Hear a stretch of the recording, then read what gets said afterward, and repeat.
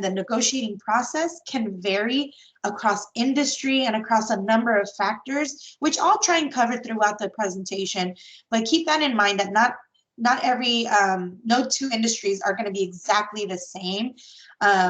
Which is why it's important to also get some one-on-one support after this workshop. Overall, it's a little blurry, but overall there are 4 steps that I'd like you to keep in mind when entering the negotiation process. 1, you need to know what your value is. And I'm going to spend some time on identifying, well, what is the value that I bring? Because I want you all to feel very comfortable going into that conversation, ready to talk about your justification for your accomplishments and what makes you a competitive candidate. Number 2, you need to go into that discussion knowing your target salary as well as what the benefits that you desire, what those are. And so again, I will spend some time on showing you the techniques for how to determine that number. It's going to be very different for each of us. So I'll teach you the strategies on what to look for in creating that target number. Number 3 goes really hand in hand with number 1. You should go in with a strategy. By knowing what your value is and applying that to your strategy, you'll feel way more confident going into the conversation because you will have practiced for all types of scenarios by that point. And that segues into number 4. You do want to practice with either a counselor or someone who has gone through the process themselves. I want to start off with a brief example of what I should prepare when I am talking about my value. So what does that mean? I want to make sure that I demonstrate to whoever this new employer is or to my current employer that if I'm asking for additional money, whether it's a pay raise or if I'm asking or if I'm applying to a new job and I'm asking for a high salary, then I need to prove and justify that I don't just do my job, but I go above and beyond my job. So one smart way that I recommend to students on how to demonstrate that to start the conversation is through this example. Now, keep in mind, here's my little disclaimer, that this example it's not meant to be something that you copy. It's very general at the moment. The reason why it's general is so that you can apply your own example to it. So here's what I mean. I want you to start off the conversation the conversation of talking about your value by explicitly saying what you have accomplished recently. So you could say, this year, I took on adding 5 additional clients to my regular amount. Already, that's a clear indicator that I'm going above and beyond my job. So whatever my regular amount was, I should specify what that number is. Maybe it's 20. Let's just give a hypothetical number. But this year, I took on an additional amount of adding 5 additional clients. So already I'm indicating that I'm going above and beyond. You want this to be very specific to your scenarios and very quantifiable with your examples. Every week, I would add a new client to my regular client projects and develop a positive relationship so that they knew they could feel satisfied with their service. Again, this is very general, but what this section does is I'm now indicating to my boss or this hiring manager that I've been working diligently throughout the entire year, and every week I would work on this new client base. I would develop these positive relationships, and I made sure that my clients felt satisfied with their service. Generalizable, yes, but you will adapt this with your specific examples. And then close it off with your result, with your accomplishment. Maybe you could say that out of those 5 new additional clients, 4 out of 5 of them have chosen to continue their service. And this is, again, going beyond your regular amount. So it shows that you accomplished something and that through your diligence, you were able to successfully increase your caseload or you brought success to the company. And again, you want to be prepared to quantify this with examples when you have this conversation. I have a few more additional ways that you could think about for yourself on what I should go into this conversation ready to talk about my accomplishments. So here's a few. When you're entering a new job, you want to think about what have been my major accomplishments this past year that I know that could directly benefit the position. And so you want to think about this past year because that's what keeps things relevant and recent as well. And so anything that is, going beyond a year might be less recent. And so you want to keep things as up to date as possible. And so start collecting now what have been your past accomplishments this year that could be relevant to the position that you're applying to. Another would be, and this one's going to be a really great thing to leverage, and I'm going to talk about what are things that I can leverage later in the presentation. But if you happen to be working on a really great certification right now, or maybe you're earning a graduate degree, a license, or maybe you plan on doing that later, if you bring with you a specific technical skill or license certification to the job, that's going to, again, bring a lot of appeal to the employer. And suddenly you're now giving me a reason why you deserve slightly higher than maybe what I had in mind for you. So again, this again kind of supports why we encourage students to continuously develop your own skills so that you can make yourself competitive. Now, when you are actually asking for a promotion, so let's say you've been working somewhere for a year, let's say even 2 years, and you are ready for that next step, you're ready for that promotion, what are some things that you could possibly talk about?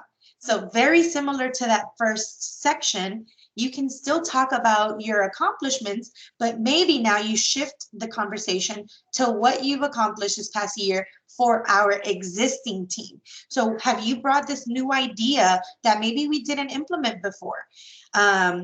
If so, how did that end up benefiting the current company or the team?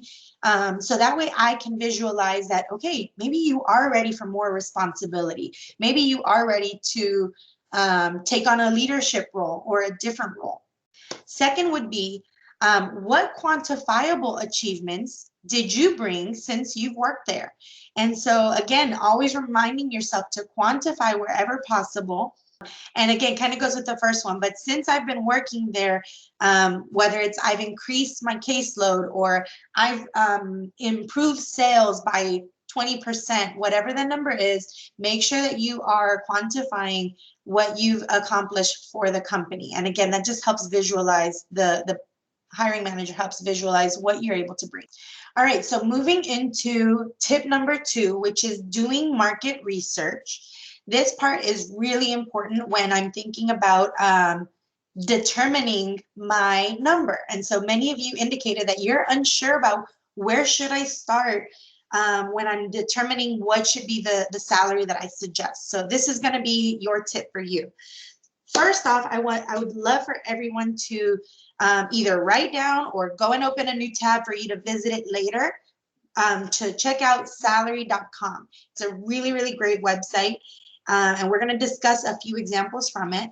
And so with salary.com, it's a website where you can easily type in the job title that you are looking for so that you can easily compare what the market is currently paying the people who have this title. And so what you do is you type in, I'm going to use certified athletic trainer as an example, because that's my example in a future slide.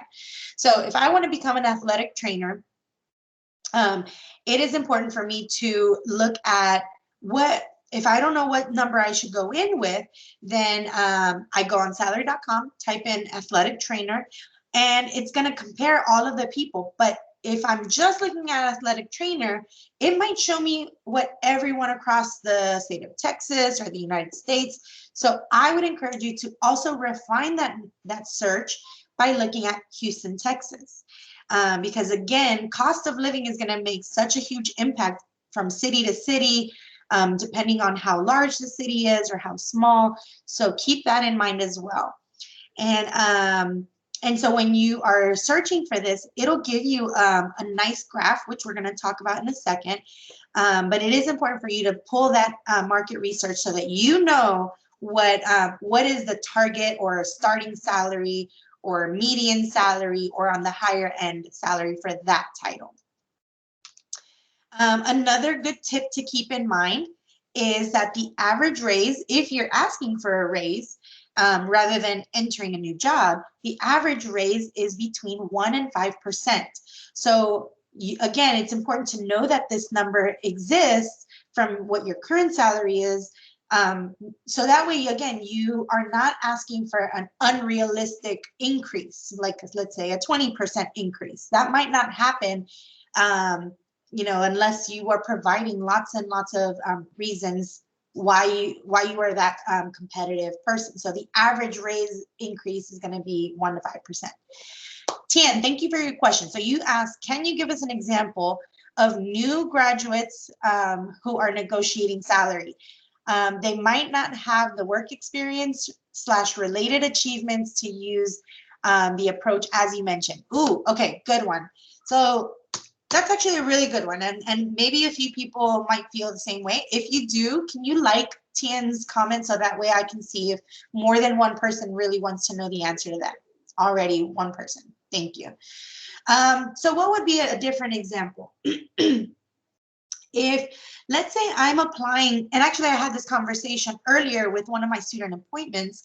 If I, excuse me, if I'm, let's say, graduating pretty soon and I haven't had, let's say a full-time job experience, or maybe I had an internship, or maybe I didn't have an internship. So I'm kind of struggling because what if I don't have that much experience? What do I do?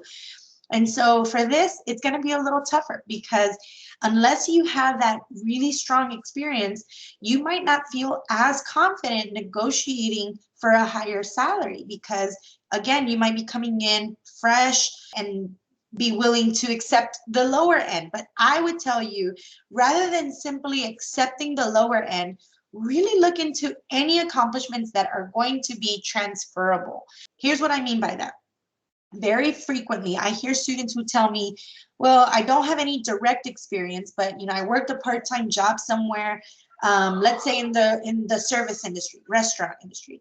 We shouldn't downplay any of our experience because there's always going to be an opportunity to use that as transferable experience. So if I'm applying to a job, let's say it's my very first job, but I am applying to something working with people, let's say in teaching or programming or any type of people-oriented job. My service industry work, let's say I had a part-time job for a year, I may have developed skills with handling conflicts, interpersonal relationships, customer service. And let's say, for 2 months, I got employee of the month, or maybe I was recognized because I met certain quotas for my job. Again, all of those achievements really justify that I'm good with people. I'm good with handling conflicts. So I need to be ready to talk about that in my interview. And I also need to be ready to talk about it if they offer me a job and I'm ready to ask for slightly more than what was proposed. In case that wasn't a relevant experience, you can also talk about, let's say, academic projects. If any of you are applying to research jobs, doing data analysis, doing heavy writing or editing, and you've done any academic projects that are relevant, use those as well, especially if they are relevant to, let's say, researching or anything that's going to be relevant to the job. School experience as well, you can utilize that when talking about your value. I bring up this bullet right here of negotiating will vary based on so many factors. What I mean by that is that that for a few people, we may know that there are lots of social reasons why talking about money can be really tricky, whether that's because maybe in my family, we never talk about money. Or maybe it's that talking about money is taboo because it's looked at as unprofessional, or it kind of feels like show-offy or whatever it might be. or those can be some reasons. For others, it could be that you should feel really happy with just having a job that pays you anything. And so it could be a societal reason that we think that it's rude to talk about money. If I just got offered a job, that I shouldn't be asking for more. And again, this could be cultural, this could be due to a number of reasons. And that's not even mentioning the salary gender pay gap within salary. So knowing that women are still underpaid than male counterparts, and that number still continues to have a discrepancy when we also look at different race and ethnicity. We know that women of African American backgrounds, Latinx backgrounds, are earning at different wages than their male counterparts.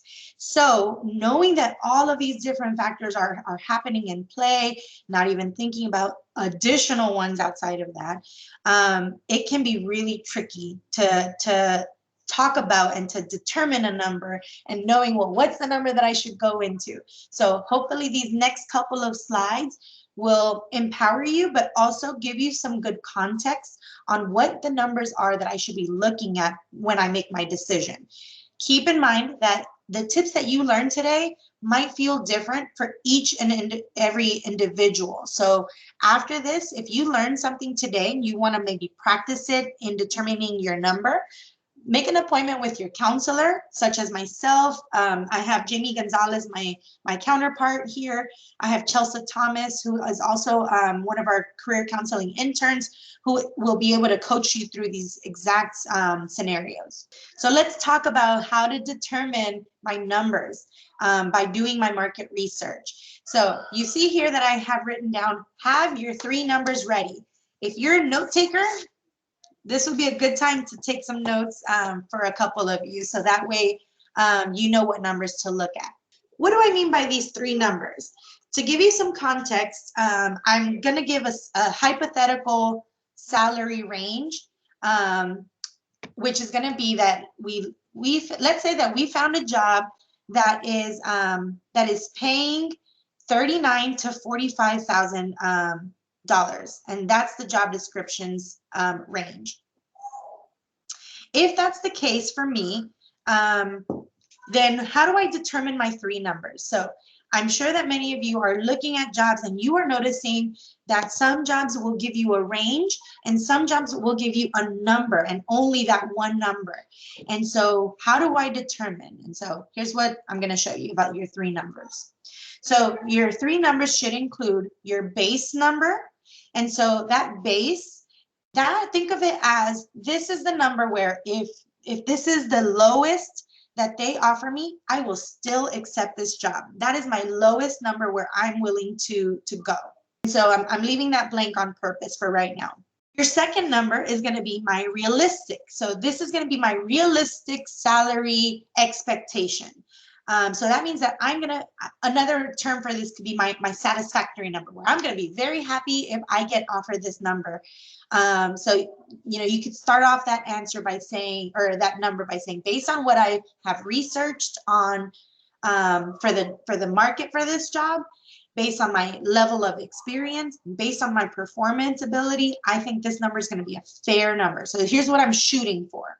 And then your third is going to be your dream number. Your dream number means that I'm going to be ecstatic if I can successfully get to that number.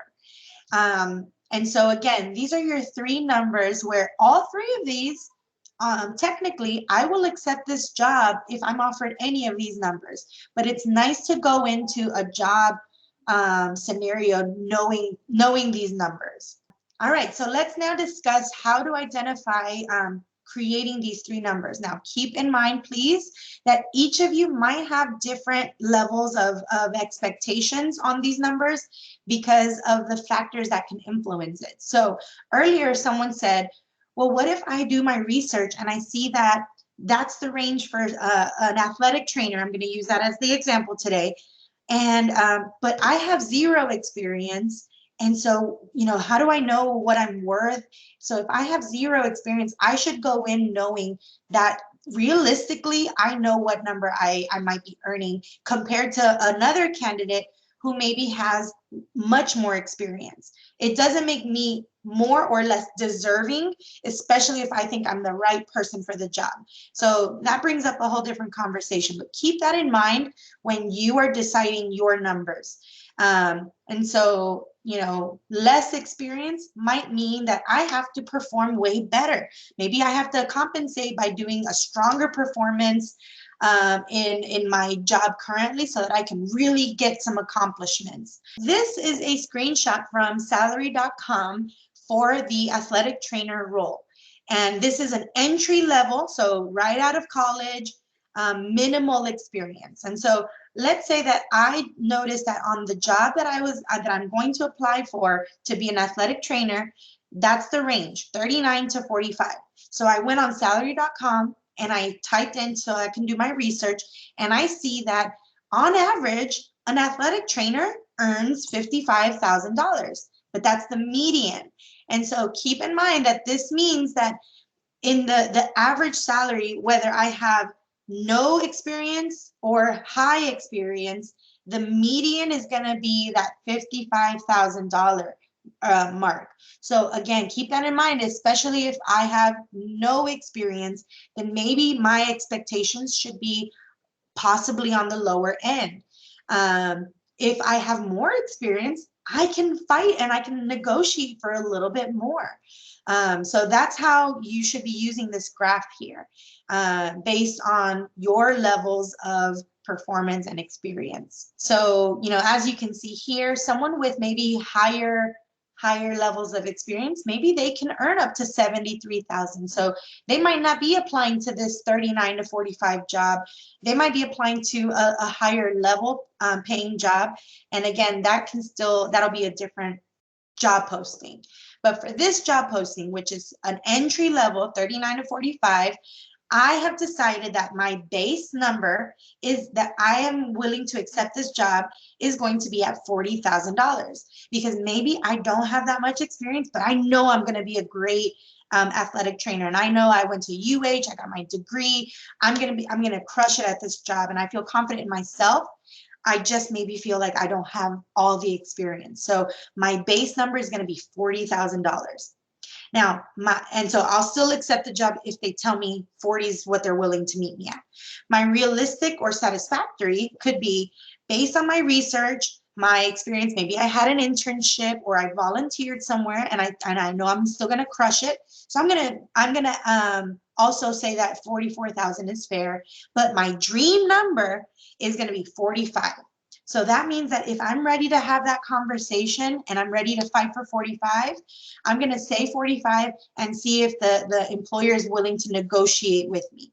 So again, that's a good place for me to determine my numbers. We are going to talk a little bit about what the etiquette is and what I should be saying. I have a few templates for you to maybe make note of so that you can feel confident saying this out loud. But if I were going in and I felt confident asking for 45, which is my dream number, especially if the employer asks me first, that means ball is in my court. That means I am able to go in first. But again, you want to go in confidently and know that you're not just shooting for the stars unless you have something to justify your worth and your value. So if they, again, so I'll come back to the etiquette portion. Do I have any questions though about this graphic? I was offered a job for a startup. Don't provide insurance plan benefits such as 401k. How should the base salary increase due to the fact that these are not given? It's going to be very dependent on the industry as well as the value of those items to you or of those benefits. So Joshua, I would encourage you to do your market research, not on salary.com, but maybe look on different websites. I have some resources at the end for you to take a look at. But I love that you're advocating for that, because that would make a great reason for you to, after you've determined that maybe the value of not having those could be, let's say, worth $4,000 a year. Let's hypothetically say, such as like the retirement, the 401k. Let's say it's that number. You could say, I noticed that you don't that this position would not be able to provide insurance or retirement plan benefits. So I feel like an additional blank would be fair to compensate for those benefits. And that would be a great conversation to have. I'm proud of you for saying that. I know who you are, Joshua. That's awesome. I'm glad you're here. All right, so let's talk about what should I keep in mind when deciding my realistic target number. So I've already mentioned this a little bit, but you want to ask yourself, how much experience do I have? Keep in mind, if I have part-time experience, but let's say a year's worth, technically 1 year of part-time experience counts as half of a year of full-time experience.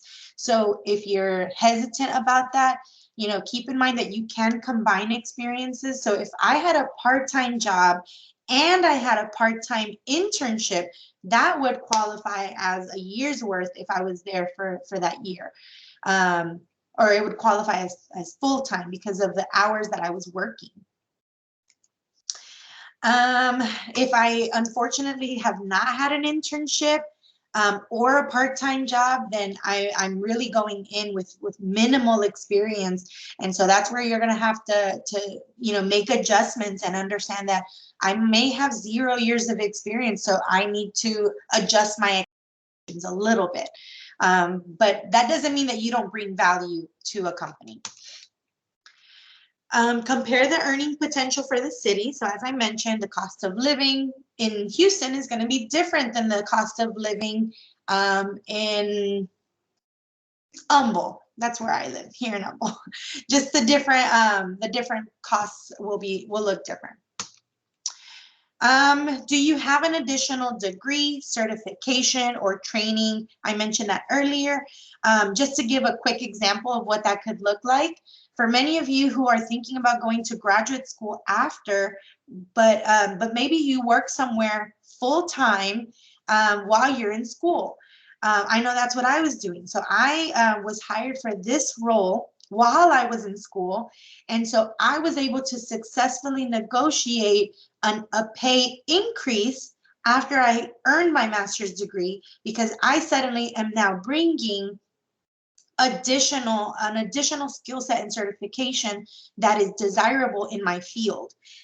So having my master's degree made me qualify for an additional pay raise when I asked for it. So keep that in mind as well, especially those of you who plan on earning additional certificates or trainings while you're working. And then lastly, I cannot reiterate this enough, make sure that you are advocating for yourself if you are going above and beyond your normal job responsibilities. So compare what those have looked like from when you started to where you are now. If you set some goals for yourself and then you also surpass them, mention that. That counts as good leverage and good justification. And then finally, if you enjoy working at that company, and you can see yourself moving up and being promoted, these are going to be really great reasons for you to negotiate or ask for that promotion, because it means that you're ready for those added responsibilities. Congratulations, everyone who's in this room. You just got offered a job. And so the very first thing that happens is you might get a phone call from your hiring manager and say, "Hi, Blessy, we are so excited to talk to you today because we would love to offer you the position that you were interviewing for." Now, this again is the part where you decide, do I want to say yes? Do I want to say no? They haven't talked to me yet about salary. So what should I say? How do I bring it up? And so again, this could happen in two ways, where you could say, "That sounds wonderful. I'd like to discuss salary expectation or a starting salary." Or they might ask you, "What are your salary expectations?" So I'm going to have everyone take 3 minutes to go ahead and type out what you think you might say next to advocate or to negotiate your salary. That doesn't mean that you have to give a number. It just means what's going to be the next thing that you say after this. So Irma says, I noticed the range was from X to X. So hoping that it would be around that range, and that way it puts it back into their court. So again, putting it back on them to be the first is a good option. And then Joshua says, I would say what Irma said, but also add this. I would like a competitive salary for what the market is willing to pay for my position. So continue adding them, please. I'm going to now transition. And I know I promised y'all 12:45 and I'm going over time, but we're now entering the last portion, which is now talking about what are some potential things that you can say to start the conversation that answers this question. So let's say that you have been interviewing for this job and you just got offered the position. So if they ask you, we would like to know, what are your salary expectations? This is them putting it in your court. And for you, I recommend, and I coach students, for you to go in first, since now ball's in your court. You play ball and you go in with that number that you want to start with. It's your choice if you want to go with that, if you want to start with that dream number, or if you would rather start with that satisfactory number. Either way, you will be happy because you're, again, advocating for yourself. And only you will know if it's going to be fair based on your research. So again, if you're ready to go in with that dream number, do so, and then see how they respond. And that way you can feel a little more comfortable knowing how they counter, or if they're able to accept your needs. So here would be a really great opening response to that question.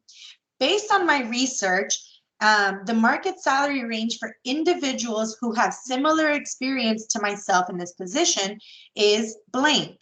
So again, that's you putting that number based on your research. And this is a strong way to showcase, I've done my homework and I know what people typically earn based on my level of experience.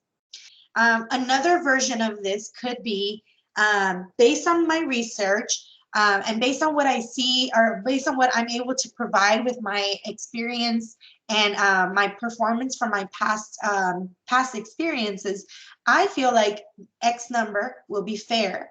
However, I have some flexibility as well. And again, and that's only if you feel like you want to say that. You don't have to say that you have flexibility. You can still demonstrate flexibility either way. An additional thing that I want to bring up here is by you being the first person who starts the conversation and gives the number first, it gives now the employer the chance to counter, and that will let you know, make sure that you are taking your notes so that you can see where they counter. If they counter, let's say, closer to your other number, you can see right then and there how much closer you are, or if you need to adjust. Due to coronavirus as well, and how COVID has had an impact on budgets, this could be a good place for you to demonstrate understanding and flexibility by also saying, you know, I understand that with COVID and market and the impact that it's had on the market, there might be some budget limitations. So I'd love to discuss if you're able to meet at this specific salary. And again, that just demonstrates that you have understanding for what's happening at the moment, which can be a really desirable characteristic for a couple of employers. Now, if you happen to be asking for a raise, first off, I would encourage you to have a conversation with your current manager and to give them a heads up, say, I'd like to schedule a meeting to discuss a pay raise. And that gives them a little bit of thinking time, preparation time. It gives you a little bit of a window as well. It helps all parties for you to say that you want to schedule some time. And so at this meeting, that's where you're not going to bring all of your research that you've done to that meeting. And then a good thing for you to say is, based on my desire to grow with this company and the accomplishments I've achieved this past year, I believe a 3% increase would be fair. So again, you can always modify these templates. You can take a screenshot, take a picture, write them down. You can always modify either of these statements for either scenario for yourself, and make sure that you are listing your specific number. Now, just like Irma was saying, you can have a range. So if you want to use your dream and your satisfactory and use that as your range, that's totally appropriate as well. If you feel more comfortable with doing that rather than giving an explicit number. I want to read Blessie's real quick. As we discuss the competitive salary, I love to bring my attention to my 5 years of experience and what I've accomplished in my past company with the revenue I've been able to bring in. So I feel like X number would be a desirable number. So good job, Blessie. That's really great. I like that you included that. Joshua says, if you give them a range, the employer will almost always go with the lowest number on the range you provide if they can afford it. Again, yeah, so that is something that can happen sometimes when you give a range rather than giving an exact number. I'm going to be wrapping up pretty shortly as well. So going in with leverage, I've already mentioned a bunch of these. The only one that I haven't mentioned is this third and fourth bullet. And so having an outside offer. So if any of you find yourself in a position where you have two companies who want to hire you, let's say you have your dream company here and then another second company who you still want to work for, but this is your dream company, you can use this offer as your leverage. And so if you're having a conversation with your dream company and they offer first, B company offers first, you can actually bring that with you to this company as long as you're doing so in that respectful, appreciative, professional manner, and just let them know, you know, I have been offered X number by X company. However, I would really love to keep a company in my top consideration. You know, please let me know if there's something that I can look forward to, or if there is something that I can discuss and to further showcase that my interest in company. And that would be a really great thing for you to leverage. And then the fourth, with investment in your own personal growth, just knowing that companies want to invest in people long term. So if you've been with the company for a while and they've already invested in you, that's going to make for a great reason why they might want to promote you. Make sure that you get your final number in writing. So that means in your contract. Keep in mind, please keep in mind, do not start negotiating until after you get a job offer. So wait until they call you on the phone to tell you that they are offering you the job, rather than talking about salary in your interview, first or second interview. These are a couple characteristics that you want to demonstrate. You want to go in prepared, show them that you are loyal to a company and that you are proving your ability to excel. I would probably also add flexibility, especially since but there might be budget restrictions at the moment. And as always, keep in mind that salary is not the only thing that you can or should negotiate. You can negotiate things like benefits, any type of professional development budgets. If you want moving expenses, some industries will pay for you to move, whether that's the moving trucks, to pack up your items and move you, all kinds of different things. And that's something that you can have a conversation with a counselor. Counter responses. If an employer proposes a starting salary first, you can let them know, you know, thank you so much for that offer. Is there any flexibility on that number, especially if they did not meet your number that you set for yourself? By asking if there's flexibility, it lets you know, and it puts it in their court to tell you, yes, there's flexibility, or no, there's no flexibility. And that's how you know if you can ask for more. Handling the requests being denied. So first off, if you ask, good job. No matter what, that is a really great thing to do, since you never know if you're leaving money on the table. And just know that you might not get it at that meeting, but at least you've started the conversation. So if you're offered the job and you accept it, you can always revisit a promotion or a raise after your first year or after your second year or whenever your annual performance meeting happens. Demonstrate to your boss that you plan on sticking around and will continue to perform. Here are just a couple of resources for each of you. Reach out to any of us if you have additional questions, or if you would like an appointment. Go onto your Cougar Pathway right now, or maybe next week after finals or whenever, to see if you can schedule an appointment with a counselor so that you can practice for when you get a job offer.